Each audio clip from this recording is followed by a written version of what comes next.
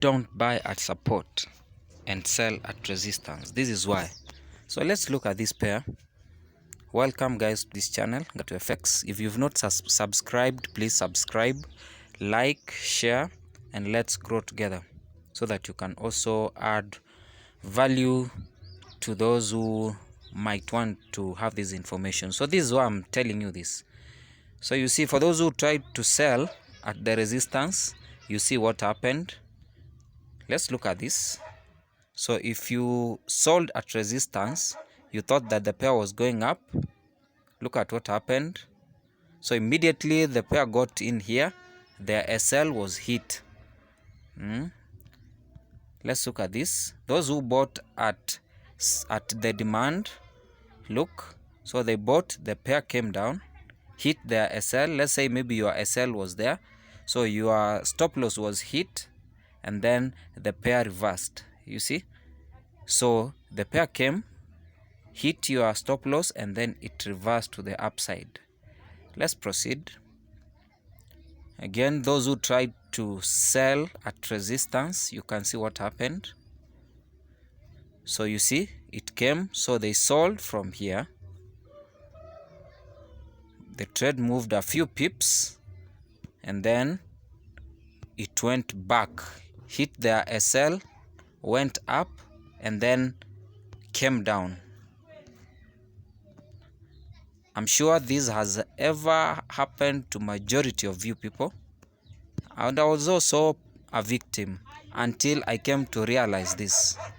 So these bigger institutions, they know that people they're those people wait.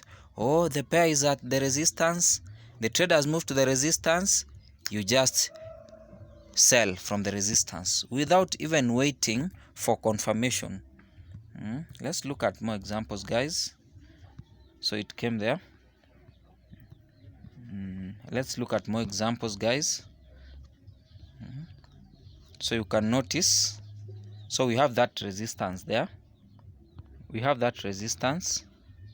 So when the pair came to the resistance, when the market moved to that resistance, guys, look, so it came there. There are those who sold immediately, but what happened? The pair went up, hit their SL, and then reversed to their direction. So this is what I'm trying to tell you guys. Every time you are trading, once the market has moved to your resistance, do not be quick to just get in. Do not be quick to just buy or sell. Oh, they said we should sell at the resistance. Once the market gets to the resistance, you have already sold, or you have pending orders at the resistance. You can see. So one of the things that you're going to do, instead you will have done this because you realize the market was really pushing to the upside with momentum, making a series of higher highs and higher lows, higher highs, higher lows, higher highs and higher lows. The market was in a momentum phase, so it was pushing to the upside. So getting in at this point will not be wise, or will not be prudent enough. So we'll have waited for momentum change, or rather change of character, and that happened at around this zone here. So we'll have waited for the market to break below the previous higher low, so that now you can wait for a retest back into that zone before you can get into the market. So that will have been a confirmation without you necessarily getting in, assuming that the market will automatically sell. It's not a must that the market will sell at the market. The big banks know, the big guys know that people have those pending orders, or people there are those who just get in without even waiting for confirmation. So you'll have waited for the market because the market was going up, so the momentum was high. You'll have waited for change of character around that zone, and you can see the market came, broke that lower high, went back to tap into the supply zone now, and then you will have sold nicely to the downside. And you see the market really moved quite a number of pips, you can notice. Or better still, you will have waited for a change of character. You will have gone to the lower time frame and waited for that change of character before you can get in. So I'm telling you guys that always when the market gets to your demand or your supply zone, do not be quick to just get in. It's always it's always wise to wait for a confirmation. Do not just get in because the market has just come to my demand zone.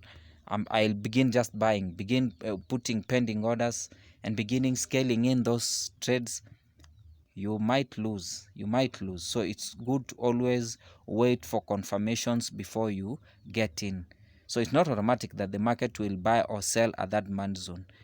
Sometimes there are those stop loss hands, so it's always good to wait for confirmation before you can get in. Otherwise guys, if you're finding value in this channel, do not forget to subscribe, like and share for more content. For those who want private membership, I've left my details down below. Otherwise, I wish you a peaceful week. Peace. I'm out.